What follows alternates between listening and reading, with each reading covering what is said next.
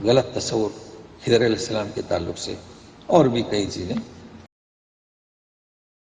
وما فعلته عن امری.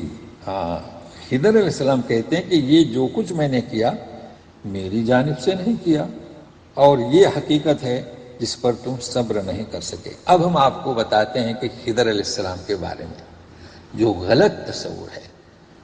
دیکھو، عبداللہ بن عمر رضی اللہ عنہ اس کے راوی ہیں، اور محدث امام بخاری اور ان کی کتاب بخاری میں کیا کہتے ہیں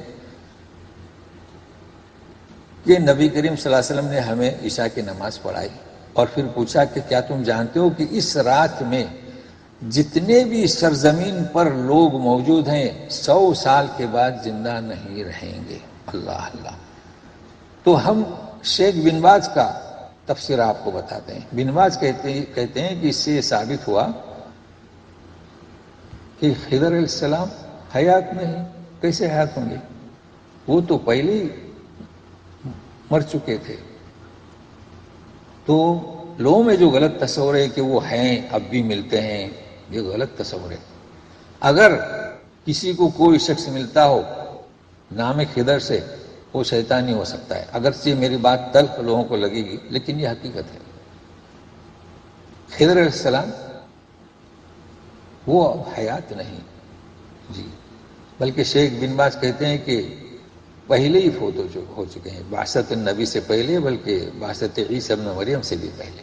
تو اسے نوٹ کر لیں. اور رہا سوال، ان کا علم ذاتی نہیں تھا، وہ عالم غیب نہیں تھے. ان امری، میری جانب سے نہیں کیا میں نے، تو کس سے؟ لدن، اللہ کی جانب سے. اللہ کا علم.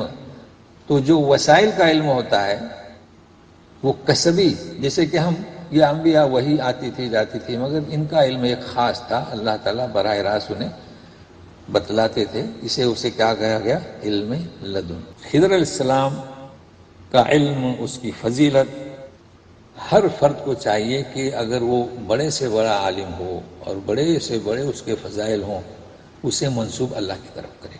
یہ یاد رکھیں. اور دوسرا صبر کو تھامے رکھیں جی،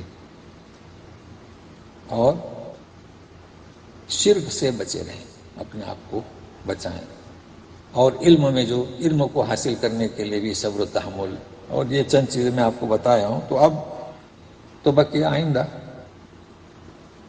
تو انشاءاللہ کل ملاقات کرتے ہیں. والسلام علیکم ورحمۃ اللہ وبرکاتہ.